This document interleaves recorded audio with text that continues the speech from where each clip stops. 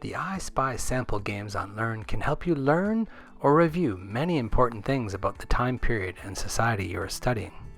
This short video demonstrates how an I Spy game could be played, though our sample games are more like your typical I Spy book, where each page offers many hidden objects and a series of clues to help you find them. To play the game, a student must first read a text on the Society's site and then answer a few clues in order to find the objects.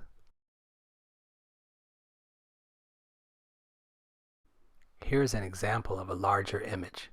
If you look closely, there are other images hidden in different parts of the scene. And remember, each clue has only one location for the answer, only one hidden object that can be right. Don't worry, there is an answer key for these. Some of them are quite difficult to find.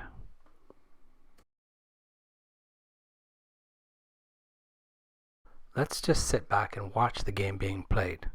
In this case, we're using an iPad to view the image in more detail. Find a map showing the territory occupied by the Iroquois, namely the Great Lakes and St. Lawrence lowlands. Oh, found it. Okay. Number 2. A means of transportation that was convenient because there were so many rivers. Can you zoom in on the image? Ah, there it is. What is it? A boat. Good. It's a canoe. Whoops. Yeah. Okay. Try the third one. Something the Iroquois could pick to eat because they were in abundance in their region. Something they could pick. Oh, not that. I think it's corn? That they grew corn. Something they could pick. Huh. Maybe you had it in the first one. What's the first one? What is that? Ah, berries. Berries, yeah.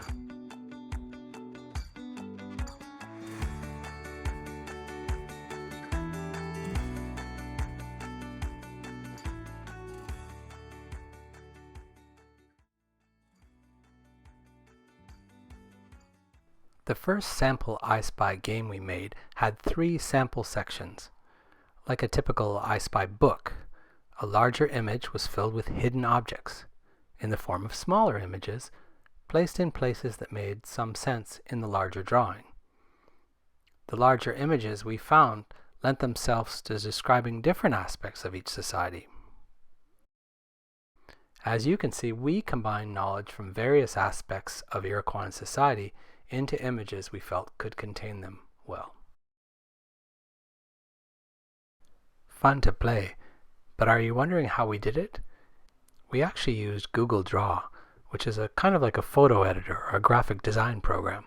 We put the big image inside, and then we inserted smaller images, which we faded a bit to try to hide them.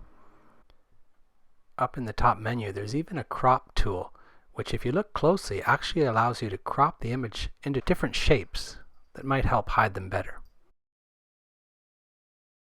But remember, playing games can be fun and even instructive, but there is nothing like actually making a game.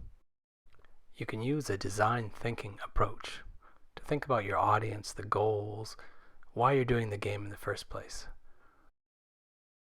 There's actually a design thinking template on Learn for you and your teacher to help your group brainstorm what your game might look like.